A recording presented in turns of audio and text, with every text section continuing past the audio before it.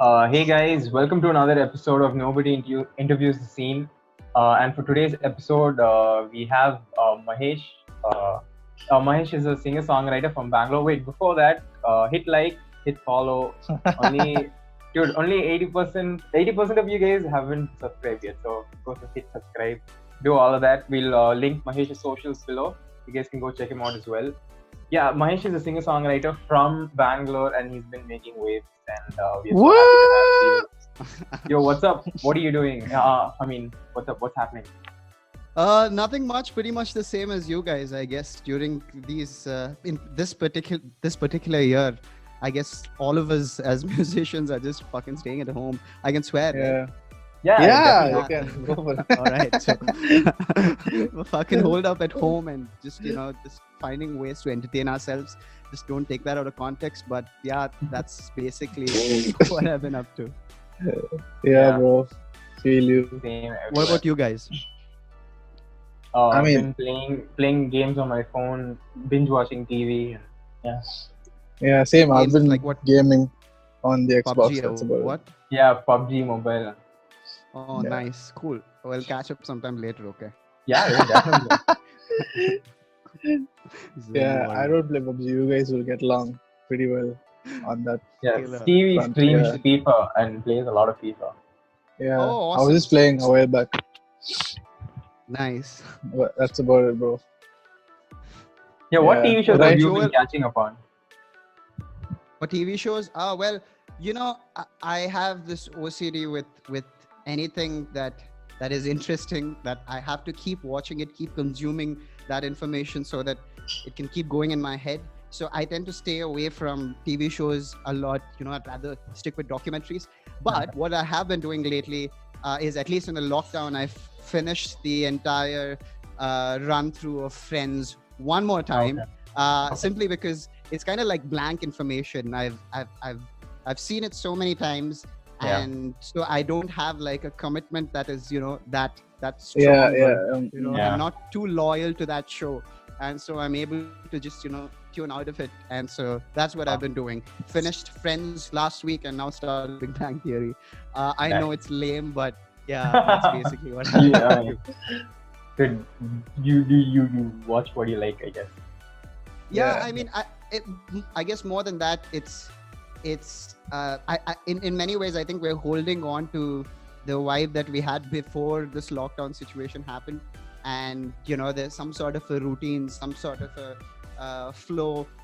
Yeah. And TV shows like this, especially, like, because I've watched it comfort so TV. many number of times. Yeah, it's Yeah. always there. I know what's gonna happen next, and Yeah. I guess I watch it for that particular reason, because I know I'm able to watch it and at the same time be able Yeah. to put my focus on something, work on something. True. Yeah. Crazy. Stevie, what have you been catching up on? Nothing, dude. I've been, but I started Netflix partying with a friend recently. So Sure. yeah, I've just been. I started watching this K drama. It's my first K drama, and like Good. it's some crime scene. Nice. So I've been checking that out. It's nice. It's called Signal. Okay. Yeah, but that's about it. Nice. Yeah. Now, I was just curious, do you watch that particular show only on, like, with a person, like Netflix party? Is that like a thing Yeah. now? Yeah, it's a thing, bro. It's like an extension on the browser. So like Nice. there's a chat box on the side, and yeah, we like watch and chat stuff like that. Yeah, that's like thing, right? Like Ludo, and then you have like Ludo a Kings, Yeah. right? Yeah. conference call going. Yeah. and, True, like, true, you true, know, true, all true. that. It's interesting. Yeah, but then before all these games came, like I used to play Monopoly with my friends on the phone, Right. and we like just get on call and be trash talking each other, making deals over the phone. Yeah, Right. seriously. Yeah, people have started becoming creative over lockdown. Yeah, That's true. That's very true. What to yeah. do. So Okay, we'll get into the questions. yeah, Sharp. All right. Okay, so how has this lockdown affected you personally? Uh, yeah, I guess it answer is like both ways. It has and it hasn't. Okay. The thing is, like, I stay at the edge of town, like near a forest, like deserted land, not too many people. And Okay. I've basically been in this neighborhood like for the past 15, 17 years, and it's normal for me to not get out of the house unless there's some sort of work. So last year, for example, I would go out to town once or twice in a week because I had class and I had jams. But that's not really the case. So I'm used to staying at home and not doing anything. So in Okay. that sense, nothing much has changed. But I think it's psychological. Before I had the freedom of being able to go outside, and that Yeah. meant something. I never used it, Yeah. but it meant something. But once the lockdown started, and that freedom was taken away, Yeah. my mind started acting a little weird, which was True, true. strange because a couple of days into the lockdown, my mind was like, okay, I need to get the fuck out of the house. And there's another part of the mind which is saying, yo dude, what the fuck, you were at home for the past 1 month until last Wednesday, like what the fuck, now 3 days suddenly has changed something. So Yeah. the mind is acting up in these weird ways. So in that sense, yeah, a lot has changed. I've been learning to sort of communicate with my thoughts a little better because I don't have anywhere to run. Like, I can't run Yeah. away from it. I can't distract myself. So it's been an interesting process, sort of settling into, acclimatizing into this lockdown period. Okay. But on the surface, yeah, it's pretty much been the same. Classes, except no gigs. Yeah. Personally, that makes me sort of feel bad because it was always like a good vibe, like a very cozy vibe when you get to play a show and like have people around Yeah. you, and Yeah. that's affected me personally a little bit. But yeah. You've still got your music classes going on, right? Online. Yeah. Yeah. Okay. I yeah, like with the professional side of it, like I took a break from gigs last year. I had not taken like a vacation. It's not like I didn't have like a break in between where I chilled out, but I guess it's similar to the mind acting up. Yeah. I had not taken a vacation was really bugging me because I'd not officially stepped out, and like I launched gigs for 7 years, and I kept at it, like I just kept going, and I took a break in December. Like I wanted to stay away from gigs and just focus on classes and teaching and refine my skills. Yeah. And yeah, weirdly enough, I settled into that sort of a routine, and then the lockdown happened. So professionally also weirdly enough, it's not changed. Like I've just been doing the stuff that I've been doing since the end of last year. Yeah. Have you had any like shows getting cancelled or stuff like that? Payments not coming through because of the lockdown? Well, shows getting cancelled, yes. One day before the lockdown happened, I had like a John Mayer tribute that I was doing with some cool bunch of musicians crazy. here in Bangalore. I was really excited for it because Mayer, like what the fuck. But yeah, that it got cancelled and that didn't work out. And after that, not really. I've not had any gigs even come by for that matter. There have been few of these online gigs and few of these recording sort of things, and but not really. From the lockdown, I have not had any trouble because I've not been doing gigs for makes sense, since last year. So quick question: top 3 John Mayer albums. Top 3 John Mayer album. I mean, obviously, first one needs to be Continuum because Gravity started it all for me. I became I became a songwriter after listening to that song and after being just mesmerized by that record. And to have to be able to listen to John Mayer for the first time with Pino Palladino on the freaking bass and having Steve Jordan producing the record, it was just incredible. Second would be this is hard. I know what the third is. The third is Battle Studies. Let's come back to the second in a bit. The third is Battle Studies because I know not a lot of people and really vibe on that record as much as the other more popular ones.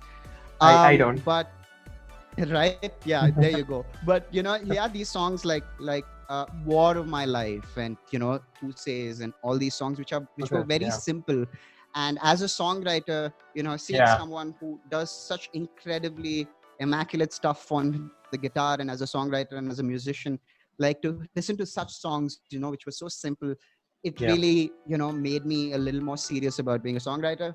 So Battle Studies takes the third place. The second place would be between Born and Raised. You have to Um, pick one. between Born Oh, and okay, Raised. fine. Room for Squares. Where is that coming? That's the thing. Like, Room for Squares is always fighting with Heavier Things, because Heavier Things Okay. had like Come Back to Bed and all these things. Beautiful. So, because of that era, I'm not sure which one I want to pick. Room for Squares is more popular. Why Yeah, Georgia, definitely. Your Body is a Wonderland and stuff. But I still have this emotional sentiment to Heavier Things. Nice. Room for Squares over Heavier Things, fine, I will take that, but it's still not the second place. I guess Okay. the second place would go to Born and Raised, or Paradise Valley, because both of them were so Yeah. so different. I'm Yeah. He sorry, still guys, can't this is pick such a hard question, and Yeah. no one has asked me this question before, interestingly enough. So Yeah. I'll come back to you with this, but there Yeah, you I go. often Continue imagine. on Oh, top. yeah. No, I said I often imagine No, I myself. was just saying. Yeah. Mhm. Please go ahead. Go ahead. No, like, yeah, I often imagine myself like being asked this Continue. question, and then I keep like recording, and I still I can never put an order Right. to it. Yeah, Yeah, you were same. saying. They're also good. Like I was just saying that every record has these songs that you can't, not love so much that you love the album so much. You know what I Yeah. mean? Like, all of us listen to an album and we'll have that one song that really sort of, embraces what Yeah. the album is about, the story of it, or like the emotion, the sentiment behind it. And you listen to that song and you go, wow, this guy went through that. Or, knowing, this guy's history, he's saying this, so that means something. And so I see it from that perspective, and that is why it's sort of difficult for me to like make a choice as to which of these records are like, like the best. Yeah. But there you go. Crazy. Yes, we'd like to move on to The next. this other question. Yeah, top 5 shows you've witnessed, like you've attended. Anderson Park Backdoors Festival. Oh, we were there. That We saw actually- you, bro. You were there? Yeah, Yeah. that was the first time we saw you on stage. Yeah. Same. Oh, You, yeah. you were playing I was with gonna bring that up. Rama. Right. I Yeah. was playing with Rama. Yeah. Right. Yeah, that was the That first was time I saw both beautiful. you and Rama. Yeah, Right. Yeah, it Man, was sick. that yeah, was that an was incredible gig. yeah. Yeah, so that gig, Anderson Park, was just out of the world. I've not seen a musician who can, like, on the instrument, as a performer, as an entertainer, what he's talking about in his music, man, like, that was just alien. Yeah. I couldn't get my eyes off of this person, that was on stage, and I couldn't believe what I was seeing. So that was very nice. That was like probably the best gig that I've seen. Otherwise, Steven Wilson, Backdoors, the first one. Yeah. That was incredible to see that entire production, and to listen to that Raven that refused to sing, and have my friends, just be around. Like, we've heard that song so many times over drives, and to listen to that in that production, it was quite incredible. Metallica, okay, fine. I'll give you context. Interesting, Metallica, okay. when they came to Palace Sounds years and years ago, when I was in college. See, that's where Okay. it comes from. Not as a musician. I was in college, and Yeah. I was writing songs, sure, but I never knew that I would do this like as a job or anything like that. Yeah. And so going to that gig where there's like 10,000 people, like, it's having that sort of an experience, seeing like Raghu Dixit walk by, running into the stage, next to the Yeah. stage, and seeing all of this was like, seeing from this outside perspective, it was very influential in what this music thing was all about. And so I'm going to include that. Scott Henderson. He came to Blue Frog. He's incredible, Okay. legendary freaking guitarist. Sandeep Shota brought him down to Bangalore, and he's basically Guthrie Govan on steroids while on LSD, I guess, you know. So and not in terms of musicianship. I'm just sort of giving you like an idea of like, you know, what the music is like. It's incredibly intense guitar playing, and, you know, in your face music, like the drums is going just, but it's just like, you know, very diverse. And as a guitarist, it was just incredible to watch him play, and he was making that guitar scream in pain. So it was quite something to be in front of the stage and to watch that and to not know what is happening. So I'm gonna include that. The last one, last one would be Eric Martin. He came he came down to Bangalore, played at the Humming Tree. So basically, he's a singer for Mr. Big, and I grew up listening to Mr. Big. And interestingly enough, I was not supposed to be at that gig, but on the day of the gig, I get a call in the morning from the Humming Tree, from the people at the Humming Tree, saying that they just finished a gig at in Chennai, and they had like a voltage surge or something like that, and his guitar pickup just exploded, and like, you know, it's not working. So we need guitars. And I was like, I have a guitar, so obviously that's why they called. And I was like, what's this? What just happened? So I pick up the guitar and I rush to the venue, and he's not there yet, and we sort of, you know, Bryden is there. He got his guitar, and we're waiting, and this 55, 60 something year old guy who comes in, he's dancing. We're near the stage and he's dancing at the back, and we don't know who this guy is, you know. He just seems like a drunk guy, and we see closer, and, you know, there was some lady doing the sound check, and he's dancing, and we realize that's Eric Martin. So he's an incredibly hyper personality, and so he, you know, worked. So we were like, you know, like the backup sound help people, I guess. And, you know, we helped him out with you know, with the sound check and all of that, and he was just incredible. And then to see him, just two people on stage, him and his guitarist, and them making a crowd of 600, 700 people jump with just two acoustic guitars, and you know, with his voice. That was really like, that's like a Sick. rock star, like, you know, not anything. So that was amazing. Okay, we're going to throw another list at you. Now this is going to be top 5 shows you've enjoyed playing. Or like top 3 shows you've enjoyed playing. Right. The first one would be the Anderson Park gig. Yeah, the Backdoor festival. I was one of the first artists to perform in that lineup. So it was in somewhere in the afternoon. And me and Drama, we weren't sure how the gig is going to go. But we had like a good, you know, good vibe. We were going with good spirits, because after we finished our sound check and we were going to the stage, because it was our time to play the gig. And then Watsky was there. Who was also playing. Right. So Watsky was there at the backstage area. He's playing table tennis. And is that what they call it there, or ping pong? But anyway, ping pong. So they were playing ping pong, and, you know, I'm walking, I'm nervous, and Watsky goes, "Dude, you sounded really good at sound check." And believe it or not, I did not hear that. I was so nervous, and I was so out of it. I just kept walking, and and then Rama was like, he just told us something. I'm like, what? And I was like, oh, I'm so sorry. And I went and apologized, and he was very sweet about it. We in fact spoke for about an hour before Anderson Park came on stage, backstage. So that was nice. But yeah, that happened, and we went on stage, and I think one of the initial songs was Sleep that we played, and it was like the mellowest of the songs that we have on the set list. Sleep is my favorite song. It was very interesting to thank you. Yeah, that was incredible to have, like, you know, people just, it's hot in the afternoon, it's in the middle of the afternoon, and you know, there are people just standing, and then you start the song like this mellow lullaby, and everyone sort of decides to like sit down, Yeah. Yeah, It was just yeah, like I incredible. remember that. That was Yeah. just, it was beautiful. So that was Yeah, one that of was an my amazing. most favorite gigs. Lucy Rose, opening for Lucy Rose at the Humming Tree many years Okay. ago.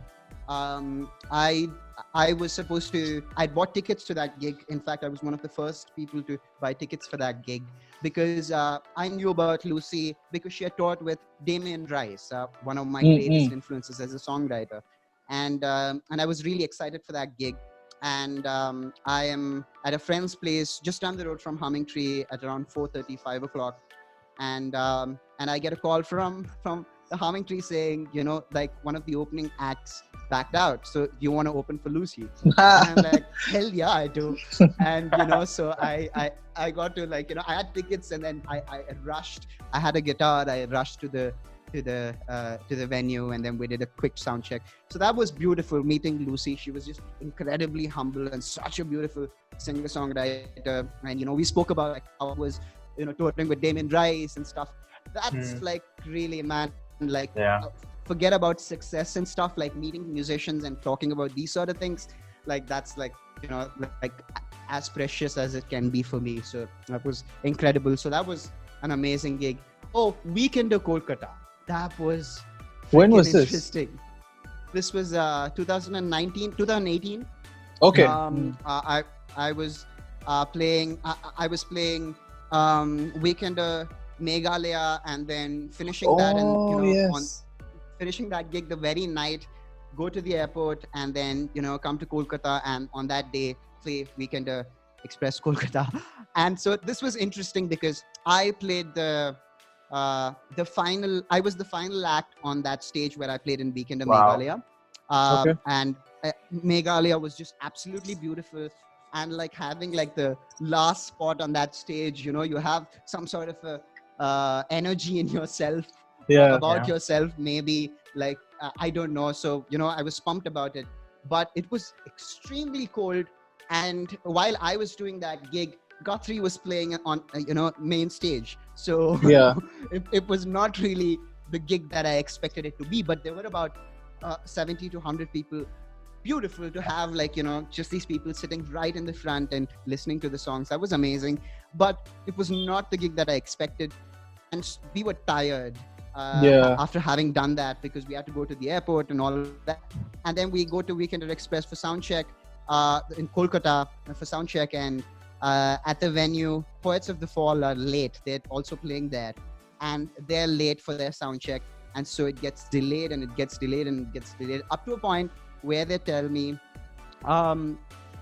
the moment you go up on stage is when your sound check starts. But there are about 1,500 people, 2,000 people waiting outside right now. So you have to finish your sound check in the next 10-15 minutes, and you have to start the gig right after that. Like, Oh, people are shit. gonna come in. Okay. And I was like, man, like, we just came from like Meghalaya. I'm exhausted. Like, let's just, like, let's get it over with. No point like worrying about too much. And we Yeah. did a quick sound check, and like 10 minutes in, there's like 2,000 people in front of you, and the gig went absolutely amazing. It was just incredible. Like, the stage was huge, and there was like a roller coaster in front of us for some reason. The venue was near an amusement park. So it was just amazing. And so, yeah, Kolkata, I have a lot of fans in Kolkata because of that gig, because that's the only gig I've Okay. done. And that's Yeah, amazing. yeah. So that was like an incredible gig. Brilliant. Otherwise, I guess the only other gig that I would say is Blushing Satellite, us playing the Bar Cat in Delhi. There's this Okay. venue called the Bar Cat. It's up right up on the rooftop, and it was Yeah. a small place, and there's a lot of people. And we weren't sure, if our music is right for this noisy crowd, and like, we were having second thoughts about it. And we always perform our set right, just like the album order of the songs, the track list, right from the Yeah. beginning till the end, and we don't have any speaking in between. So that's always been the case. Rama is weird like that, right? Yeah, So yeah, yeah. every single time we go up on stage, we do start to finish. And but this was weird because it was such a crowd. It was such a noisy, a venue, because it's a small space and a lot of people. and he 10 minutes before the gig he decides to tell us like, okay, forget about everything, we'll play whatever songs we want, we'll talk in between, like, you know, no rules. And Yeah. that was like, you went in with that mindset, and it was like just a ball. We were just like on the floor playing music, we were just dancing around, like, you know, like Arjun the bassy was the front man, I was at the back with Rama just having fun. So that was fucking incredible.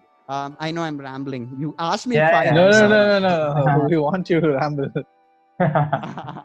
Yeah. All right. Yeah, the we call have a is going top to get three over then. in Okay. 10 minutes. We'll do a. Well, I'll call again because it's going to get over in 10 Sure. minutes. So yeah. Okay. Okay. Cool. Stevie, call Joel, and Ah. I'll restart the call in another 10 minutes. It'll take time to like save the recording. Process this. Yeah. Sure. Okay. Cool. Thank you. See you in. Next question. Okay. Or- Next question. Yeah. Yeah, we have a top three. You know. Next question. Okay. Cool. Moving on. What's the longest you've gone without being paid for a show? Oh wow. Okay. There was this one gig. Bro, your volume is not audible. Yeah. It's a little low now. Yeah. It's a little low now. Can you hear me now? Yeah. Yeah. now? This is perfect. Yeah. All right. Well, it was gig in 2014. So it's 2020. So Yeah. What? 6 years.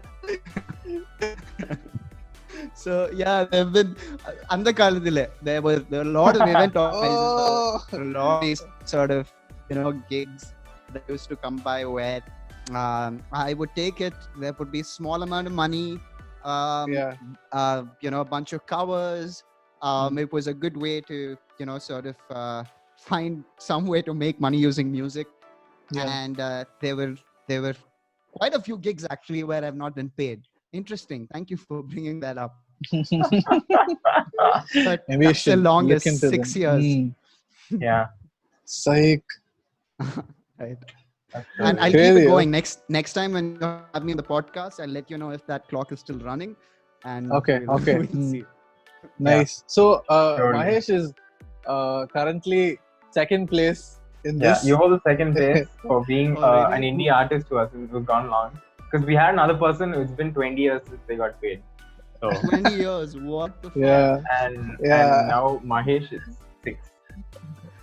Yeah. See, nice. There should be a scoreboard, man. If there's Yeah, a dude. website Yeah, or yeah. you know, of your podcast, you should have Yeah. a scoreboard there. Now we'll just put it on Yeah, Instagram. yeah. We'll just put a We'll note make a and post. stuff. Yeah.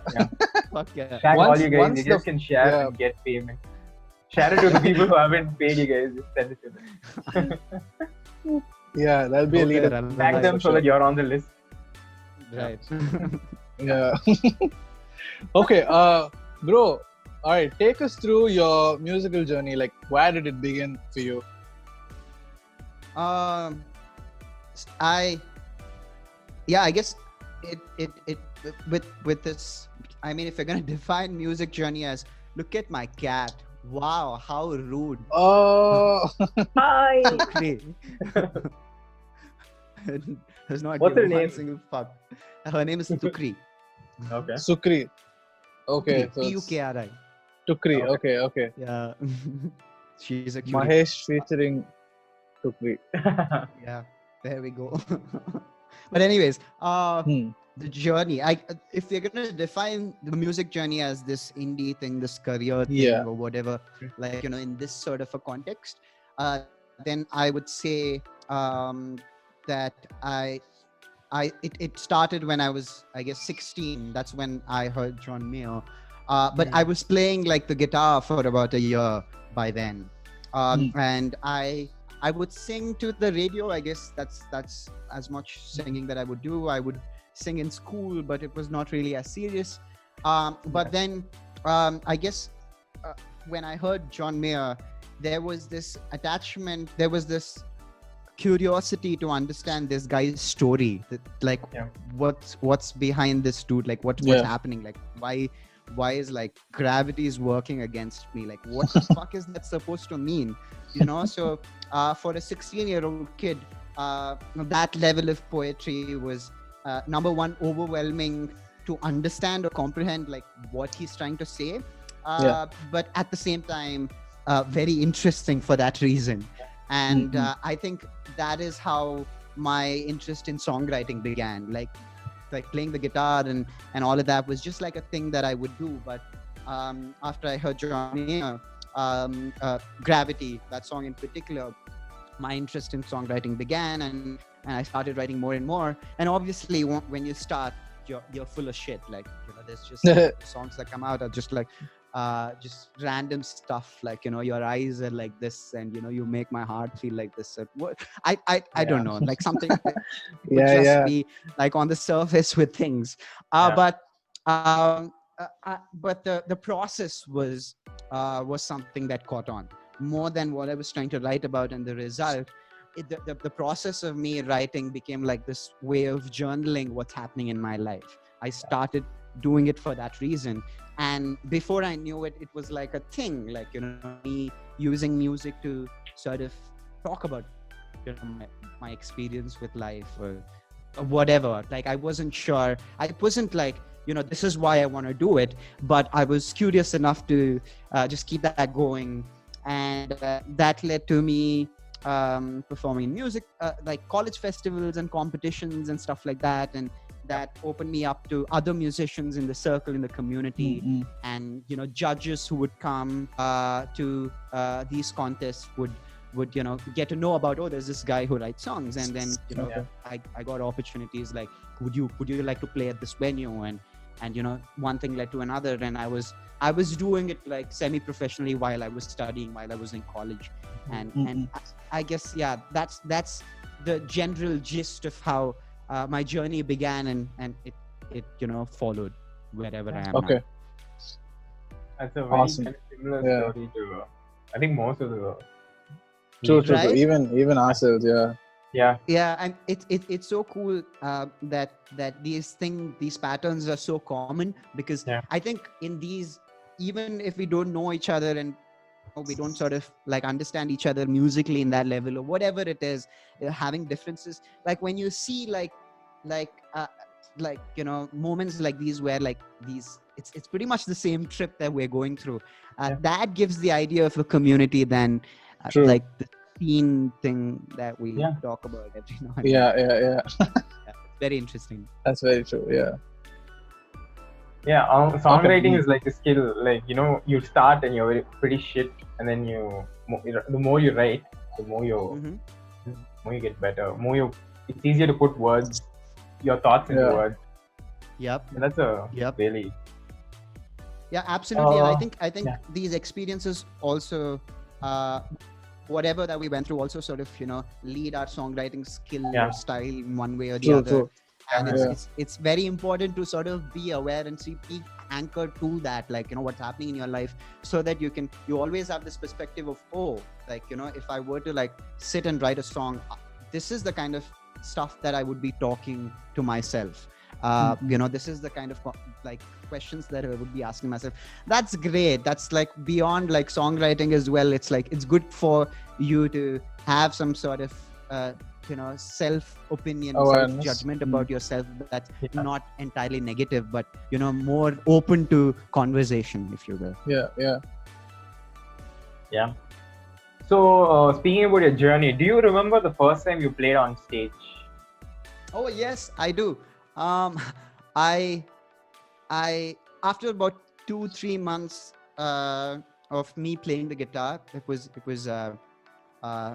I think I was 15 years old. 8th grade is when I think 15 is 8th grade. Maybe, you know, that's too old. I don't know. When I was in 8th grade is when I got my first guitar, because one of the students in the class said that they play guitar, and I was like, yo, you have a guitar? Like, what? I've never seen one, you know? So I didn't use the word yo, but I wasn't cool back then. It hadn't reached Yelahanka yet.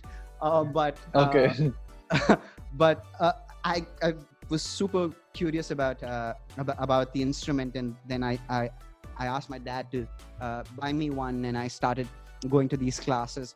And I remember like a couple of months later, there was school day, and I performed "Everything I Do It For You," Bryan Adams. Yeah. Everything I Do. Yeah. Yeah, Everything I Do by Bryan Adams is the first song that I performed on stage on annual day in front of, I don't know, like 600, 700 people. Okay. If you think about it, I guess I did not know anything about music. I knew just like D, E, A, and like a couple of chords, but going up there and just performing, having that level of skill, that lower level of skill, had a huge impact on me. It gave me like a confidence that, oh, I could be shit.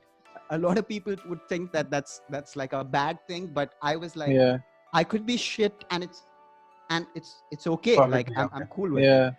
So it had that sort of an influence on me, and as an artist, I think that has really helped me sort of keep myself level-headed while refining my skill and keep going further. So that gig was interesting. Well, how old were you when that happened? Eighth he was in grade, eighth, so probably 13. 13, no? Yeah, 13, Yeah. you're right. 15 felt weird. It would be weird if a 15-year-old was in 8th grade. So, yeah, 13. Okay. Yeah, so that was around the time you started, you picked up the guitar for the first time. Yeah, it was about 2 months since I picked up the guitar. Oh, psych. And yeah. It's fun. It's a lot of fun. Okay, awesome. Stevie, do you remember the first time you were on stage? What song did you sing? I was 2 years old. This was before I joined school. So this was in church. I don't remember the song, but like it was a gospel song. Oh wait, I think it was a Don Moen song. Yeah.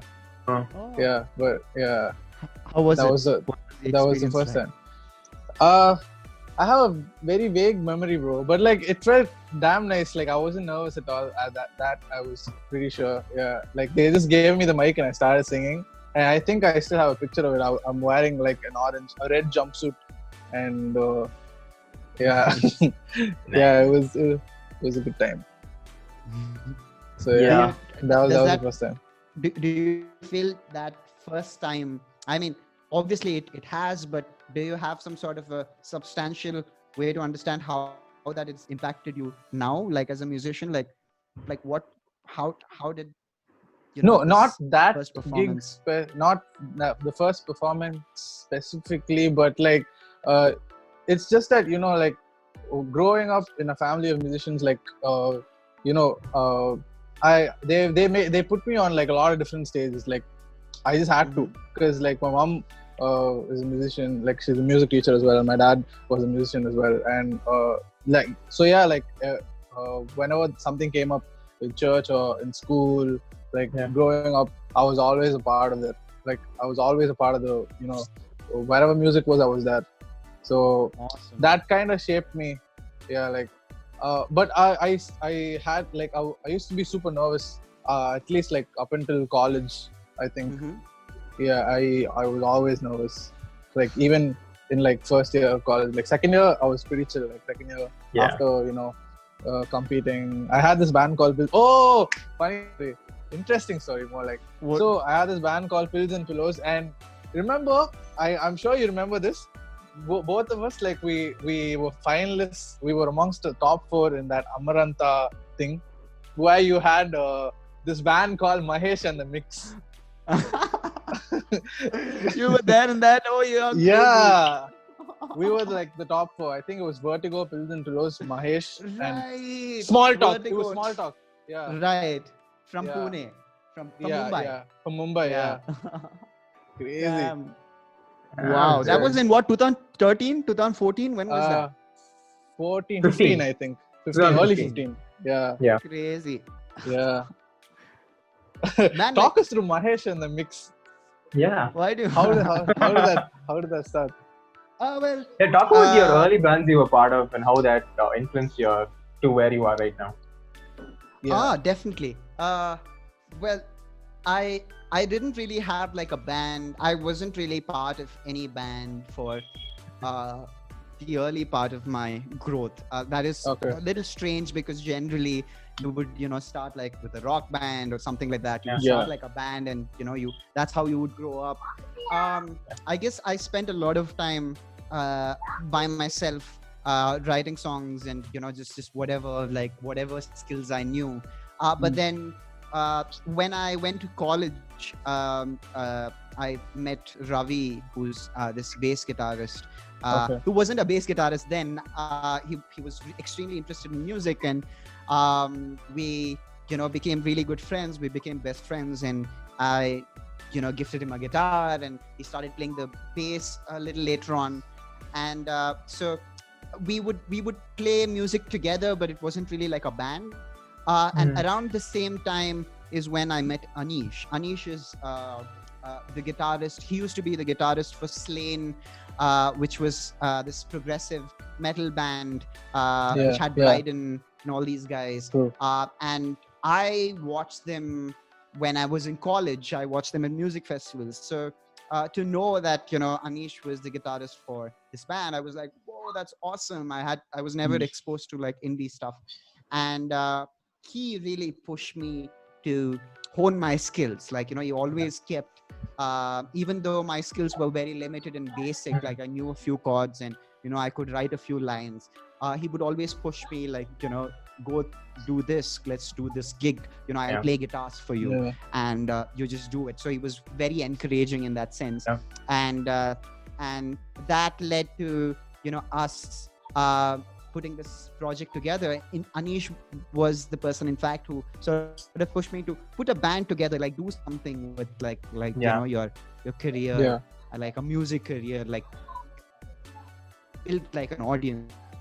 That led to being from a singer-songwriter and having just that experience to being in this context of a band. And I'd never been like in a band before.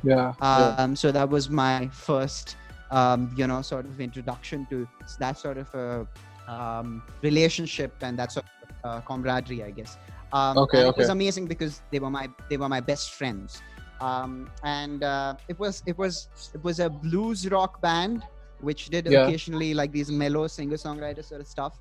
I was heavily influenced by B.B. King, Ray Charles, Joe Bonamassa, and people like that back then. And so we sort of put this band together where we would play that sort of music. But then after a few years, it obviously like when you start a band, there is a certain direction that you would have like envisioned for the band. And then as you start working together, obviously there will be expectations, there will be preferences, there will be ideas that you truly believe would help for the project. And even though Mahesh and the Mix was called Mahesh and the Mix, the band was pretty much like any sort of a band. Like everyone had equal say in it, and like it was like we would split equally and all that sort of stuff. And so the more and more time we started spending together, we realized like musically as musicians, we are all growing and we all want to sort of move towards a place that will help us as musicians. And that led to us stopping that and me going back to doing the singer-songwriter stuff. That's when I met Rama, and Rama started playing with me, doing duets, and that continued. But it was just a change in the way that we look at music and our music careers, but we're still like best friends and all of that. So awesome. It's always been like, I guess Mahesh and the Mix is this period of time where I really got to explore what it means to have extremely passionate musicians just like you being your best friends and having that in like a professional environment. And that's a lot of growth to sort of involve yourself in, and especially at that age. And so that has really helped me sort of mature my understanding as who I am and what I'm trying to do, like the idea of success and like all these sort of things. You have these definitions for it but then Mm-mm. you sort of learn to settle into what it actually is, and Yeah. that is basically like the big turning point for me, and I'm really Okay. grateful for that. But what about you? Stevie, Interesting. like you had Multiple when bands. was your first band? My first band was it was in first year. Yeah, it was in first year, and so like I was just trying to get into the scene in college, and Right. I still wasn't sure if I really wanted to take up music. Right. It was in college. Like, of course, I wanted to just sing and have fun and all that, and yeah, but uh, I met like a few friends like on Facebook who were like friends who were who had been in the school scene before, like where we'd meet in competitions and stuff like that, and so we'd met each other there and became friends on Facebook and all of that. And it was around the same time when everybody wanted to get into bands and like start making these groups and just go out there and play music together. Right. And it was around that time where like I met a few friends, and we started this band called One Sleepless Night. And we had no idea what we were doing, okay, but like it was fun. Nice. It was really fun. And that Yep. was the time like I mean, of course we lost like every single competition we participated in. And we couldn't settle on a sound as well, because everybody, we all were evolving differently musically.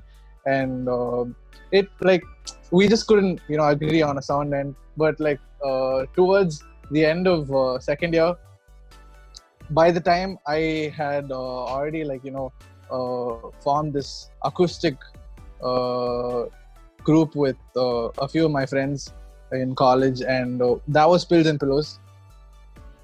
Yeah, and it was also the time like I was competing with One Sleepless Night as well in electrics, and it was Pills and Pillows when it came to acoustics. And finally we decided on a metal course, and that was the time I started listening to metal and all of that.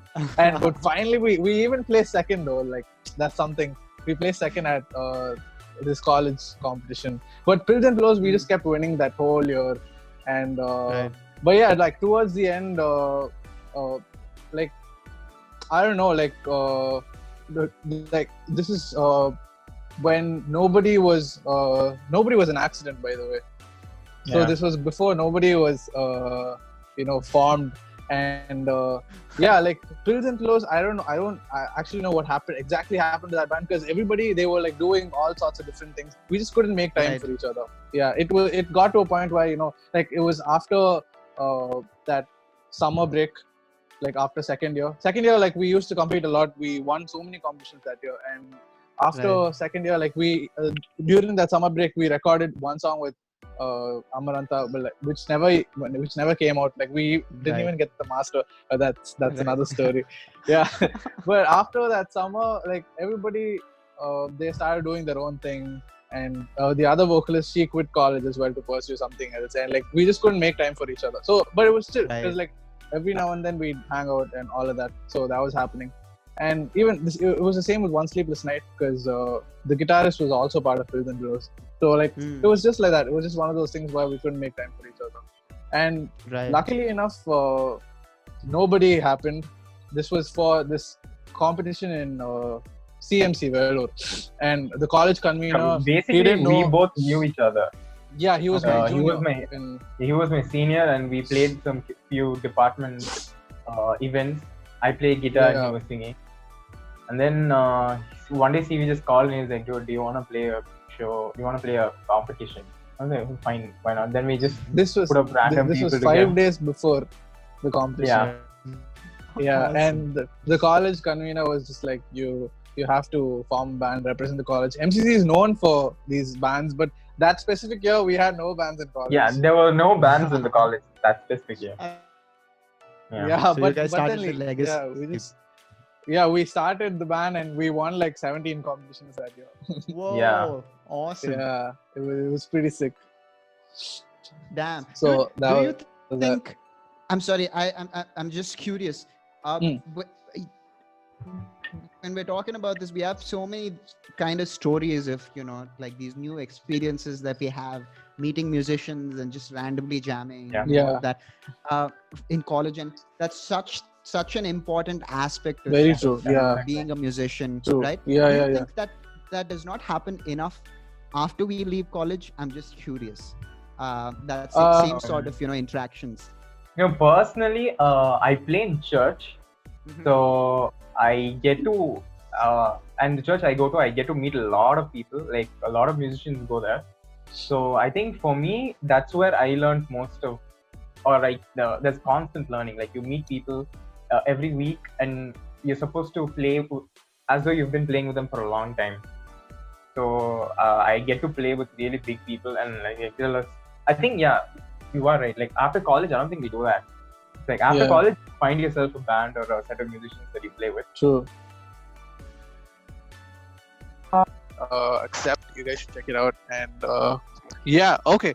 Last question. Hey, What? I thought you. That's it, no? Okay. Yeah. Cool. Oh yeah. Okay. So imagine we're all in the same room with a bigger budget, and you've got 3 cameras. This camera, this camera, and this camera. What's going on in your life right now?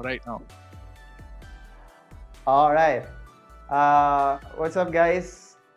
If you want singing lessons, get in touch with me. Rest of you, if you have not heard my EP, accept, listen to it, and finally, send me money. That's what matters, isn't it? For real. Yeah, all Yeah. 3 cameras, all 3 different audiences. Whoa. Yeah, Send me that's a lot. Yeah. Mahesh, thanks a lot for joining us. Thanks for taking time Thank you and so much for accepting having to do this. Guys, we'll link Mahesh's socials down below. Go check it out. Like this video, subscribe to our channel. Go follow Mahesh on all platforms. Looking forward to your EP, and thanks a lot for joining us. Yes. Thank you. Nobody you for loves having you. me, guys. Nobody loves you. Lovely. That makes me feel so special. Take care. Nobody loves me. Yes, we do. Bye. Bye. Yeah. Love you. All Bye. right. Awesome. Bye. Cool.